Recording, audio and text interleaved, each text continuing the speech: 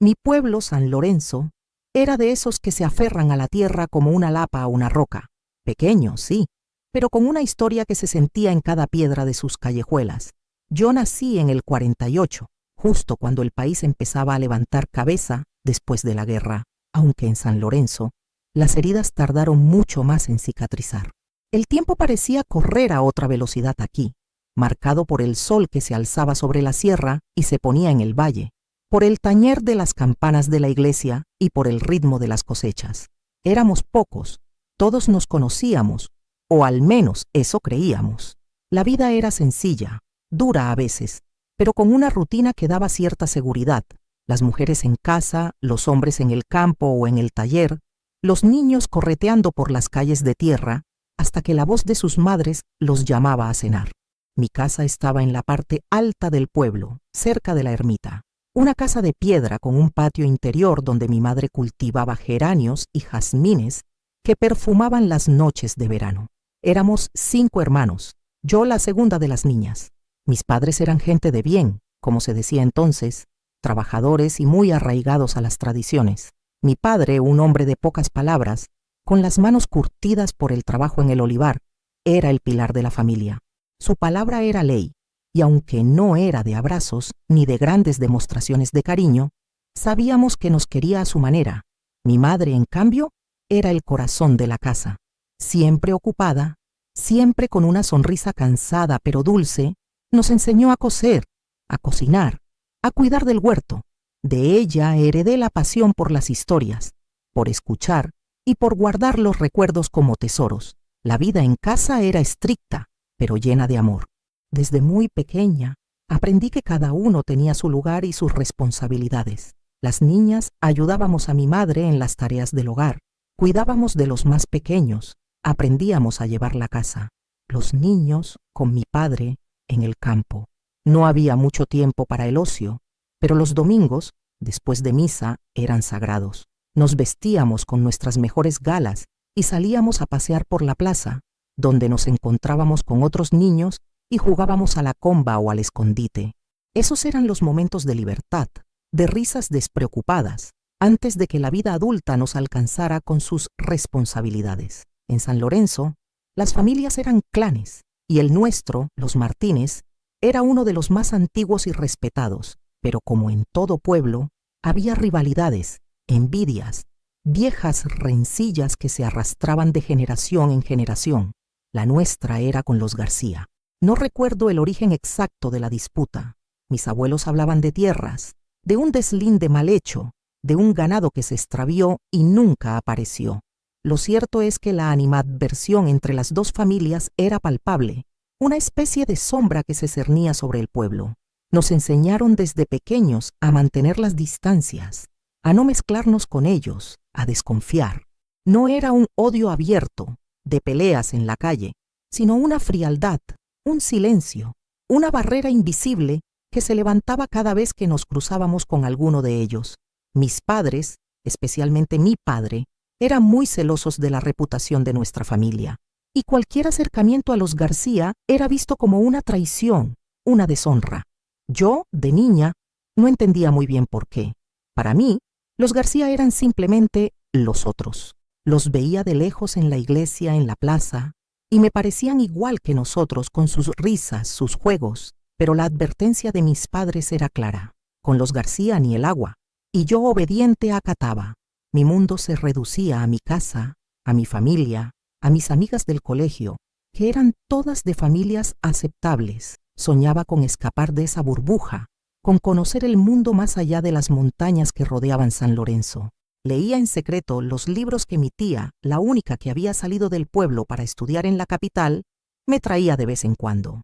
Novelas de amor, de aventuras, de mujeres valientes que desafiaban las normas y vivían sus propias vidas. Esos libros eran mi ventana al mundo, mi refugio, mi manera de imaginar una vida diferente a la que me esperaba.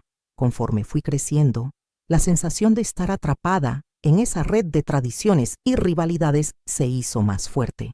A los 14 años, ya era una señorita, con mis trenzas largas y mis ojos curiosos.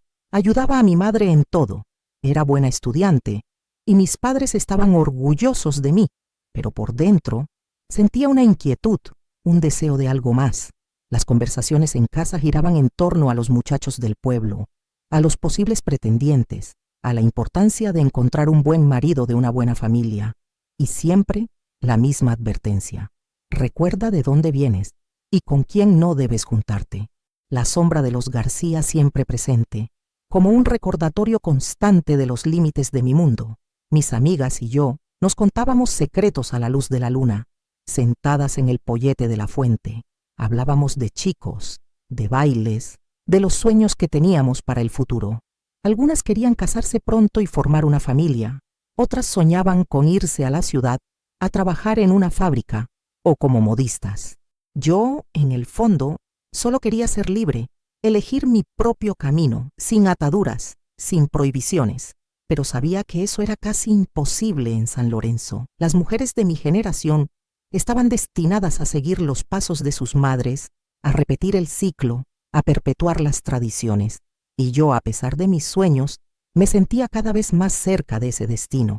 Un día de feria, el pueblo se llenó de color y de ruido.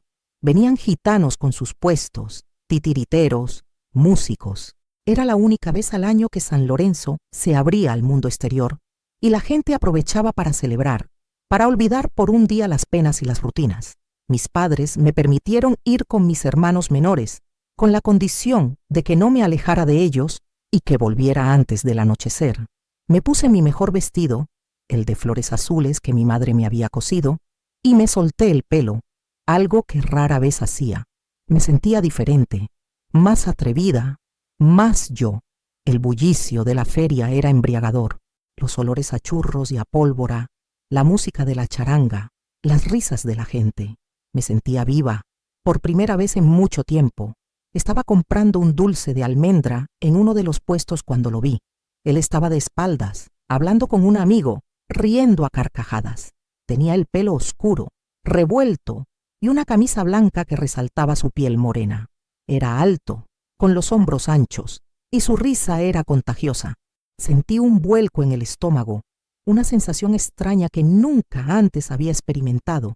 Me quedé mirándolo, hipnotizada, sin poder apartar la vista. Cuando se giró, nuestros ojos se encontraron, y en ese instante, el mundo entero se detuvo. Sus ojos eran de un color miel intenso, y me miraron con una curiosidad que me hizo sonrojar. Me sonrió, una sonrisa sincera, abierta, que me derritió por dentro. Y fue entonces cuando lo reconocí. Era Antonio García, el hijo mayor de los García, el enemigo de mi familia, el chico del que mis padres me habían advertido una y otra vez, el chico con el que bajo ninguna circunstancia debía cruzar palabra, pero ya era tarde. En ese cruce de miradas, en esa sonrisa, algo había cambiado para siempre dentro de mí. Una chispa se había encendido, una llama prohibida que, sin saberlo, iba a quemar mi mundo y a desafiar todo lo que me habían enseñado. El reconocimiento me golpeó como un rayo en mitad de la feria. Antonio García, el hijo de la familia rival, el nombre que mis padres pronunciaban con un desprecio apenas disimulado, pero su sonrisa, sus ojos color miel, habían borrado de un plumazo años de advertencias y prohibiciones. Volví a casa esa tarde con el corazón desbocado, la cabeza en un torbellino de emociones. La música de la charanga, los gritos de los feriantes, todo se había desdibujado, solo existía su mirada. Esa noche no pegué ojo, me revolvía en la cama, la almohada empapada en un sudor frío. ¿Cómo podía sentir algo así por uno de ellos? Era una traición a mi sangre, a mi familia, a todo lo que me habían enseñado. Pero la verdad era que no podía evitarlo. Su imagen se había grabado a fuego en mi memoria, y una parte de mí, esa parte rebelde que soñaba con escapar, se aferraba a ella con una fuerza inusitada. Los días siguientes fueron una tortura. Cada vez que salía a la calle, mis ojos buscaban los suyos. Mi corazón daba un brinco con cada sombra, con cada voz. Me sentía culpable, sí, pero también extrañamente viva. La oportunidad llegó una tarde, cuando mi madre me mandó a por agua a la fuente del pueblo, la que estaba más apartada, cerca del camino viejo. Llevaba el cántaro vacío en una mano y el miedo en la otra, y allí estaba él, sentado en el pollete, como si me hubiera estado esperando. El aire se hizo denso, el silencio entre nosotros era casi palpable, mis mejillas ardían. Él se levantó despacio y sus ojos se encontraron con los míos. No dijo nada, solo me sonrió de nuevo, esa sonrisa que me desarmaba. Sabía que vendrías, dijo al fin. Su voz era grave, un poco ronca, y me recorrió un escalofrío. Tenía que venir a por agua, respondí intentando sonar natural, pero mi voz era apenas un susurro. Nos quedamos un rato en silencio, mirándonos. El sol empezaba a caer, tiñendo el cielo de naranjas y morados. Los pájaros cantaban su despedida del día. Era un momento mágico, robado al mundo, a nuestras familias. Mi nombre es Antonio, dijo tendiéndome la mano. Lo sé, respondí, y al estrechar su mano sentí una corriente eléctrica que me recorrió el brazo. Su piel era cálida, áspera por el trabajo. ¿Y tú eres Clara, verdad?, preguntó y asentí. Esa fue la primera de muchas citas secretas. Nos encontrábamos a escondidas siempre al atardecer, en los lugares más recónditos del pueblo, en el viejo molino abandonado, junto al río, bajo la sombra de los olivos más viejos. Cada encuentro era una aventura, un desafío a las normas, un acto de rebeldía que me llenaba de una adrenalina desconocida. Hablábamos de todo y de nada, de nuestros sueños, de nuestras familias, de la vida en San Lorenzo. Él me contaba historias del campo, de los animales, de las estrellas. Yo le hablaba de mis libros, de mi deseo de conocer el mundo. Descubrí en Antonio a un joven sensible, inteligente, con una mirada profunda y un corazón noble. No era el enemigo que me habían pintado, sino un alma gemela, un compañero en la soledad de mis anhelos. Nuestros encuentros eran breves, furtivos, pero cada minuto a su lado era un tesoro. El miedo a ser descubiertos era una sombra constante, un nudo en el estómago que no me abandonaba. Cada crujido de una rama, cada ladrido de un perro, nos hacía sobresaltarnos, nos obligaba a separarnos rápidamente, a fingir que solo estábamos de paso. Pero el amor, ese amor que crecía en la clandestinidad, era más fuerte que el miedo. Me sentía completa a su lado, como si por fin hubiera encontrado la pieza que faltaba en mi vida. Él me hacía sentir vista, escuchada, amada por quien era, no por la hija de los Martínez. Mis padres, mientras tanto, seguían con sus vidas, ajenos a la tormenta que se gestaba bajo su propio techo. Mi madre, siempre atenta, a veces me preguntaba por qué estaba tan distraída, por qué había perdido el apetito. Yo inventaba excusas, dolores de cabeza, cansancio. Mi padre, más observador, me miraba con una intensidad que me helaba la sangre. Sentía su desconfianza, su intuición de que algo no andaba bien. Las advertencias sobre los García se hicieron más frecuentes, más directas. No te fíes de esa gente, Clara. Son como alimañas, siempre buscando la forma de hacer daño. Cada palabra era una puñalada, un recordatorio de la barrera infranqueable que nos separaba. Un día, mientras regresaba de uno de nuestros encuentros, vi a mi tía Carmen, la hermana de mi padre, en el camino. Venía de vuelta de la huerta con una cesta llena de verduras. Se detuvo y me miró con una expresión extraña, una mezcla de curiosidad y reproche. ¿De dónde vienes tan tarde, Clara?, preguntó. Su voz era aguda y penetrante. De pasear, tía, mentí, sintiendo cómo el rubor me subía por el cuello. Pasear, sí, murmuró, y sus ojos se clavaron en los míos. Ten cuidado, niña. Las lenguas son muy largas en este pueblo, y los ojos aún más. Me di cuenta entonces de que la gente ya empezaba a hablar. Las miradas furtivas, los cuchicheos en la plaza, las sonrisas cómplices de algunas de mis amigas que ya sospechaban algo. El secreto, que tanto habíamos guardado, empezaba a resquebrajarse. La tensión en casa se volvió insoportable. Mi padre, que antes era un hombre silencioso, ahora me seguía con la mirada. Me interrogaba sobre mis salidas, sobre con quién hablaba. Mi madre, siempre conciliadora, intentaba mediar, pero también sentía la presión de su marido y de la familia. Una tarde, Antonio y yo estábamos sentados junto al río, susurrándonos promesas de amor eterno, cuando escuchamos unas voces. Eran dos hombres que venían por el sendero. Nos escondimos rápidamente entre los arbustos, el corazón latiéndonos a 1000 por hora. Uno de ellos era el hermano de Antonio y el otro, un primo mío. Hablaban de ganado, de precios, de las cosechas. Pasaron muy cerca de donde estábamos, tan cerca que pude sentir el aliento de mi primo. Contuve la respiración, rezando para que no nos vieran. Cuando se alejaron, Antonio y yo nos miramos, pálidos, temblorosos. Había sido un aviso, una señal de que el cerco se estrechaba. El golpe final llegó unas semanas después. Era un domingo por la tarde, después de la comida. Mi padre me llamó a la sala, donde mi madre ya estaba sentada, con la mirada baja y las manos entrelazadas. El ambiente era pesado, cargado de una electricidad que presagiaba lo peor. Clara, empezó mi padre, su voz era fría, dura, como nunca antes la Piero había escuchado. Tenemos que hablar. Sentí un escalofrío. Sabía lo que venía. Las palabras salieron de su boca como piedras, una tras otra, aplastando mi corazón. Había rumores, me dijo, rumores de que me veía con ese García, que había deshonrado a la familia, que había pisoteado su nombre. Mis negaciones fueron inútiles. La evidencia, o lo que ellos consideraban evidencia, era abrumadora. Alguien nos había visto, no sé quién, ni dónde, pero el secreto ya no era nuestro. Mi padre me prohibió salir de casa. Me encerró en mi habitación, como si fuera una criminal. Me arrancó los libros de las manos, me quitó el lápiz y el papel. Mi ventana al mundo se cerró de golpe. Mi madre intentó interceder con lágrimas en los ojos, pero mi padre estaba inflexible. Es por su bien, mujer, le dijo, para que aprenda lo que es la decencia y el respeto a su familia. Los días se convirtieron en semanas, las semanas en meses. Mi encierro era una tortura. Veía el sol a través de los barrotes de mi ventana, escuchaba las risas de los niños en la calle, el tañer de las campanas, y sentía cómo la vida pasaba de largo sin mí. La soledad se convirtió en mi única compañera.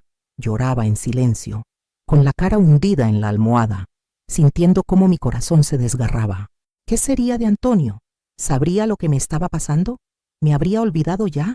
Intenté enviarle cartas a través de mi hermana pequeña, que era la única que se atrevía a acercarse a mí.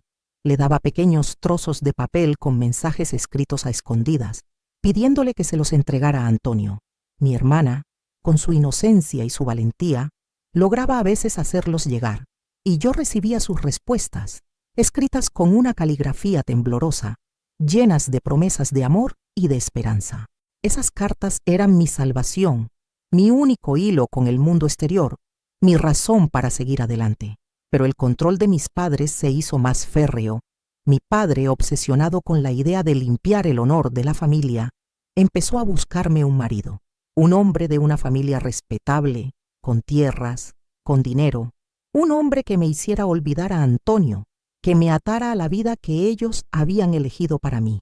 Yo me negaba, me rebelaba, pero mis protestas eran inútiles. Mi voz no tenía peso, mis deseos no importaban. Era una propiedad, una moneda de cambio en el juego de las familias. Un día, mi madre entró en mi habitación con los ojos hinchados de tanto llorar. Se sentó a mi lado en la cama y me tomó la mano. «Tu padre ha hablado con los padres de Ricardo», dijo. Su voz era apenas un susurro. «Se casará con él en primavera. Ricardo, un hombre mayor que yo, con fama de ser un buen partido, pero con una mirada fría y unos modales bruscos. Lo conocía de vista, del pueblo. La idea de casarme con él me producía náuseas, un terror gélido que me paralizaba. Era como si me estuvieran condenando a muerte, a una vida sin amor, sin alegría, sin esperanza. «No puedo, madre», dije. Mis lágrimas corrían por mis mejillas sin control. «No puedo casarme con él. Yo no le quiero». «No es cuestión de querer, hija», respondió mi madre, con una tristeza infinita en su voz. «Es cuestión de deber, de honor. Tu padre ya ha dado su palabra». La desesperación se apoderó de mí. Sentía que el mundo se me venía encima, que no había salida. Antonio, mi amor, mi esperanza, se desvanecía como un sueño. Mis cartas a él se volvieron más urgentes, más desesperadas. Le conté lo que estaba pasando. Le rogué que hiciera algo, que me salvara de ese destino. Una noche, cuando la luna estaba alta y el pueblo dormía, escuché un ruido en mi ventana. Abrí los ojos sobresaltada. Era Antonio. Estaba allí, en la calle, con una piedra en la mano llamando mi atención. Me acerqué a la ventana, el corazón latiéndome con fuerza. Clara, susurró. Su voz era ronca de la emoción. He recibido tu carta. No te casarás con él. No lo permitiré. ¿Qué vas a hacer?, pregunté, mis ojos llenos de lágrimas. No lo sé, dijo, y vi la desesperación en su mirada. Pero no te dejaré, te lo prometo. Esa noche, Antonio me contó que su familia también había reaccionado con furia. Su padre, un hombre orgulloso y terco, lo había golpeado, lo había amenazado con desheredarlo si seguía viéndome. Le había prohibido salir de casa, le había quitado su libertad. Pero Antonio, a pesar de todo, seguía firme en su amor por mí. Estaba dispuesto a luchar, a desafiar a su propia familia, a todo el pueblo por nosotros. Nuestra situación era insostenible. Éramos dos almas atrapadas en una red de odio y prejuicios, con el tiempo en nuestra contra. La boda con Ricardo se acercaba, y cada día que pasaba, la soga se apretaba más alrededor de mi cuello. Antonio y yo sabíamos que teníamos que tomar una decisión que cambiaría nuestras vidas para siempre. Una noche, en uno de nuestros encuentros clandestinos, bajo la luna menguante, Antonio me miró con una determinación que me asustó y me llenó de esperanza al mismo tiempo. Tenemos que irnos, Clara, dijo. Su voz era firme, aunque sus ojos reflejaban la angustia. Huir de aquí, lejos de todo esto. La idea me aterrorizó. Dejar mi casa, mi familia, todo lo que conocía. Pero la alternativa era aún peor. Una vida sin él, una vida de tristeza y resignación. Sentí un nudo en el estómago, una mezcla de miedo y una extraña excitación. Sabía que era una locura, que las consecuencias serían terribles, pero también sabía que era nuestra única oportunidad.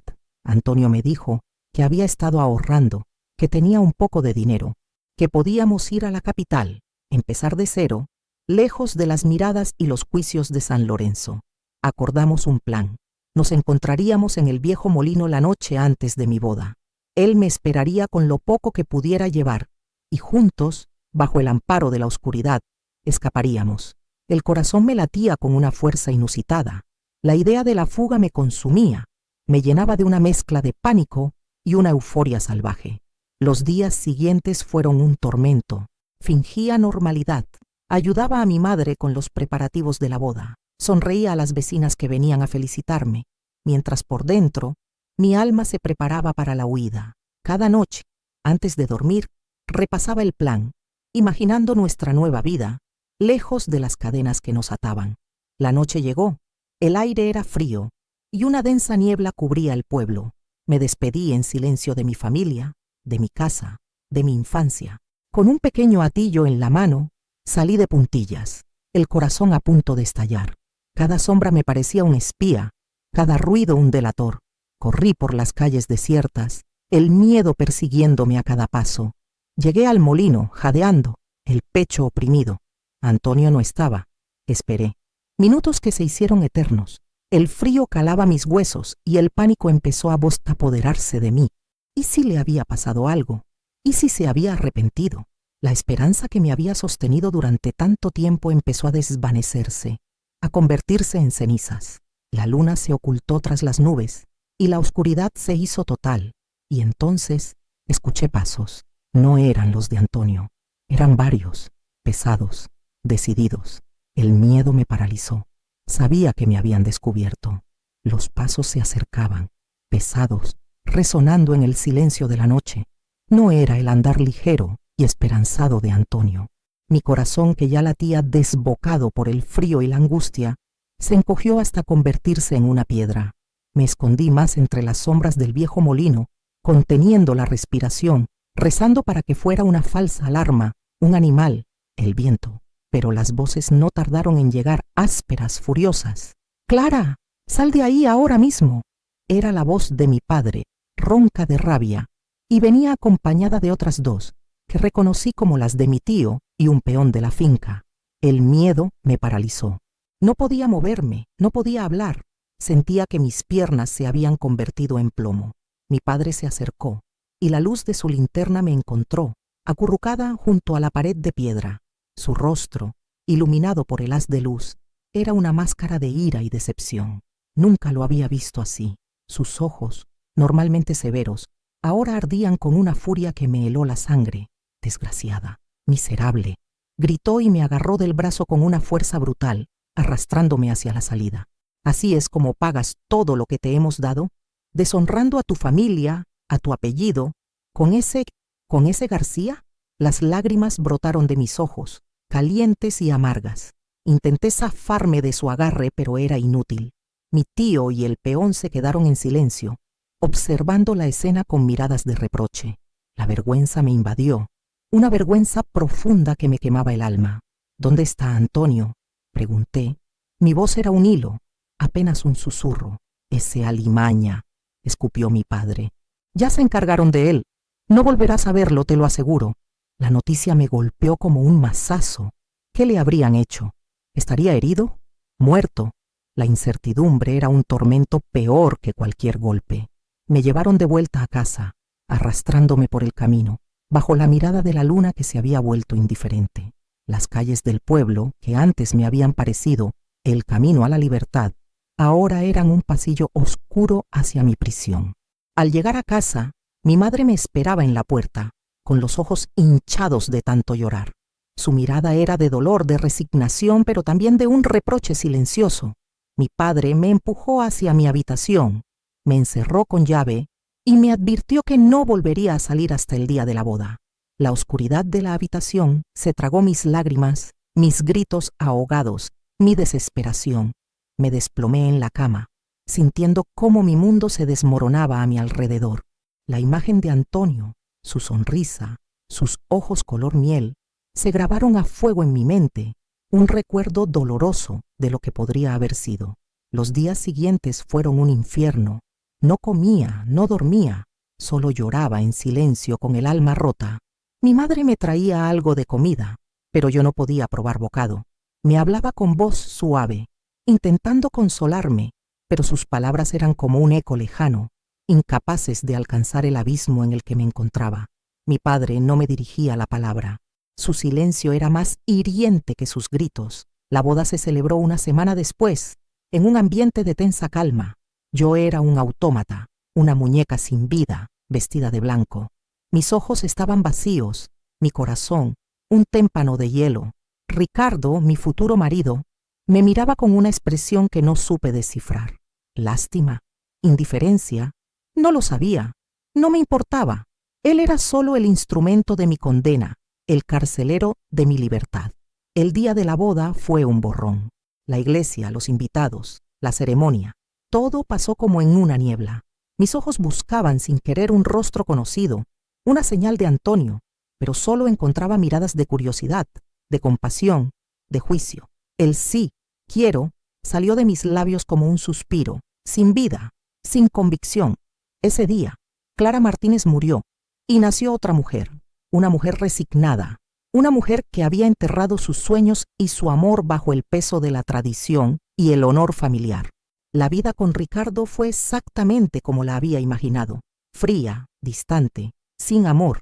Él era un hombre de campo, trabajador, pero también tosco, con pocas palabras y menos gestos de cariño. Nunca me hizo daño físico, eso es cierto, pero su indiferencia era una herida constante, un recordatorio de la vida que me habían arrebatado. Mi hogar se convirtió en una jaula dorada. Tenía todo lo material, pero mi alma estaba vacía. Me dediqué a las labores del hogar, a la gestión de la casa, a los quehaceres diarios. Me sumergí en la rutina, buscando en ella un refugio, una forma de escapar de mis propios pensamientos. Con el tiempo, llegaron los hijos. Primero un niño, luego una niña. Ellos fueron mi salvación, mi razón para seguir adelante. En sus risas, en sus abrazos, encontré un consuelo, un pequeño rayo de luz en la oscuridad de mi existencia. Los amé con la fuerza de un amor que no pude dar a nadie más, un amor puro y desinteresado. Nunca volví a ver a Antonio.